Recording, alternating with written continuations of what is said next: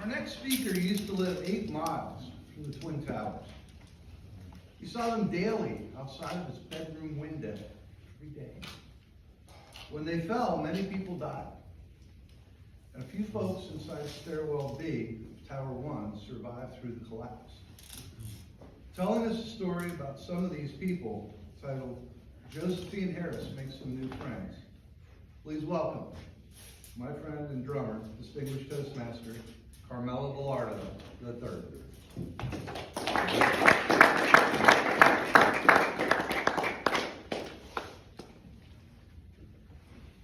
Everybody remembers where you were on September 11th, 2001.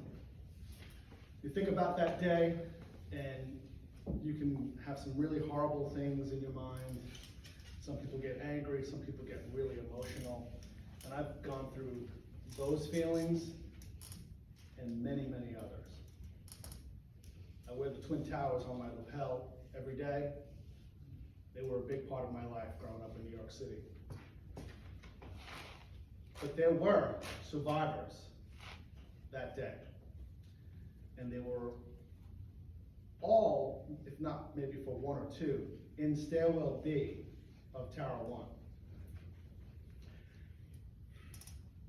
Jay Jonas, who was the captain of Ladder Company 6, and his men were going up the stairs to rescue people.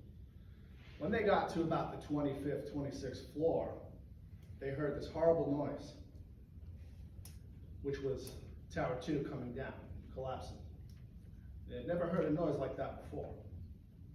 Jay Jonas thought what it could be and decided to evacuate. He told his men, "We've got to get out of the building, let's go, back down." So on their way back down, they found this woman laying on the floor. She was exhausted.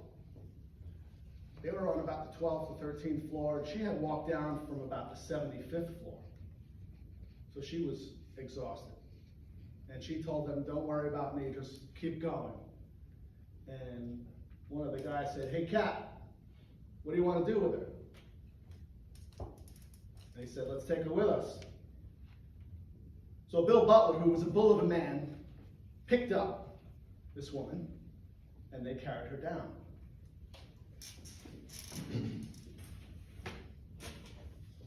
That was Josephine Harris.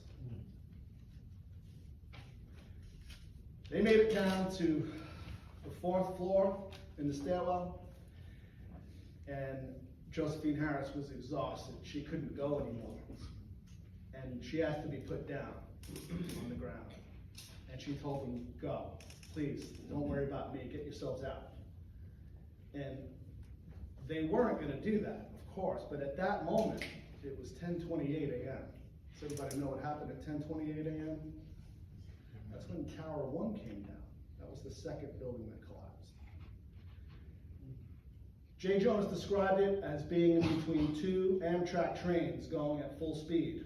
That's how loud it was. There was also hurricane force winds going through that stairwell. You see, when the tower collapsed, all the air that was in the building was compressed and was pushed. So these folks were thrown around like they were in the middle of a tornado. And there was debris, and they thought, "That's it, we're done." And then it stopped. And they were in pitch black. And one of the guys said, I didn't know if I was dead or alive. So he heard some noise, and then he yelled out, "Is anybody else there?" And somebody responded, and he knew he was still alive. Now, as the dust settled, they knew they were alive and they survived the collapse, but they figured, how is anybody going to come and get us? How are they going to find us? Because they know there's 106 stories of building that had just collapsed on top of them. A few hours later, as the dust outside settled, they actually saw some sunlight come through top at the, above the stairwell. And one of the guys described it as it was just a light, like sunlight. And I thought we were gonna die. And here's this light. It was almost like straight from heaven. It was God telling us we're gonna be okay. So they were actually rescued, and Josephine was really, really afraid. She thought she was gonna die. And Captain J. Jonas said to her, "Don't worry, nothing is going to happen to you. We'll take care of you." After they were rescued, they split. They didn't know what happened to Josephine Harris. So a few weeks later, they found out where she was, and they met her. That's Captain Jonas and Josephine Harris. When they met, it was a pretty big deal that day. And they were both grateful. And Josephine said to Jay, "You saved my life." And Captain Jonas said, "You saved our lives too." You see, if she hadn't asked to be put down on the 4th floor, they would have kept going. And they would have been on their way out of the building as it collapsed. And they would have all been killed, most likely.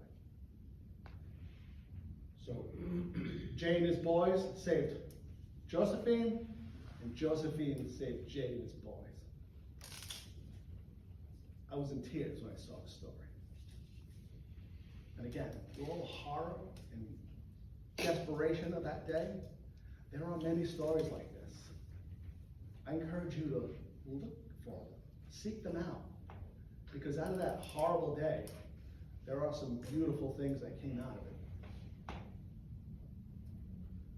Several years later, 9 to be exact, Josephine Harris passed away. And the boys of Ladder 6, they were her pallbearers.